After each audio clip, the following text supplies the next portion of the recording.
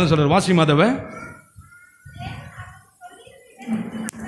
தேவன் அவனுக்கு சொல்லி இருந்த இடத்திற்கு வந்தார்கள். அங்கே ஆபிரகாம் ஒரு பலிபீடத்தை உண்டாக்கி கட்டைகளை அடுக்கி, பாருங்க நேரம் இல்ல, வீட்டுக்கு போய் வாசித்து பாருங்க. அந்த இடத்தில் இவர்கள் போவதற்கு முன்பாகவே பதிலை தேவன் ஆயத்தப்படுத்தி வச்சுட்டு தான் இவங்களை பிரயாணமே பண்ண சொன்னாரு. நான் சொல்லுகிறேன், அப்ப அவர் வார்த்தையை விட்டுட்டு நீங்க வேற எங்கன்னா ஓடுனீங்களானா எங்க போ சொன்னாரு,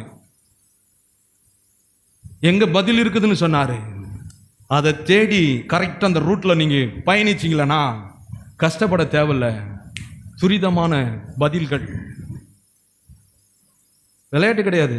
நிறைய பேர் பைபிள் எடுத்து வச்சுக்கிறது, உபவாசம் போட்டேன் பிசாசு சொல்லிடுவான், காலத்துக்கு முன்னாடி சாக போற நீ உபவாசம் போட்டு தான் தேவன் மாறணுமா? அடுத்து சொல்றது கண்விழிப்பு ஜபம், நைட்டுலாம் ஜபம் பண்ணையா தூங்காம வியாதி வருவது நிச்சயம். ஆண்டவர் பாருங்க, இந்த 2ஆம் உலக போர் யாரன்னா படிச்சிருக்கீங்களா? 2ஆம் உலக போரை பத்தி ஹிஸ்டரியில ஹிட்லர்னு சொல்லி இங்கிலாந்து தேசத்துல 2ஆம் உலக போர் நடந்திருக்கு. பாம்பு வச்சு வீடெல்லாம் அப்படி தகர்க்கிறாங்களாம், வீடுங்களாம் இடிஞ்சு விழுகுதான். அதில் என்ன பண்ணியிருக்கிறாங்க, யாரோ ஒருத்தர் ஒரு பெரிய மண்டபத்தில் அந்த ஊருக்காருக்கெல்லாம் அடைக்கலம் கொடுத்து கொண்டு போய் வச்சாங்களாம். அங்கே பாத்ரூம் வசதி எதுவும் கிடையாது, எல்லாம் நாரி போச்சான்.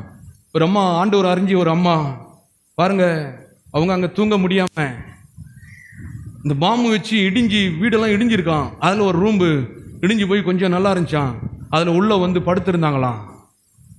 அவரு எண்ணி பார்த்தாராம், இந்த அம்மாவை காணுமே, எங்கே போயிருப்பாங்க அப்படின்னு சொல்லி தேடி வந்து அவங்க வீட்டுக்கு பார்த்தா பாம்பு வச்சு இடிஞ்சு போன வீட்டில் அவங்க ஒரு நல்ல நிம்மதியாக தூங்கிட்டு இருந்தாங்களாம்.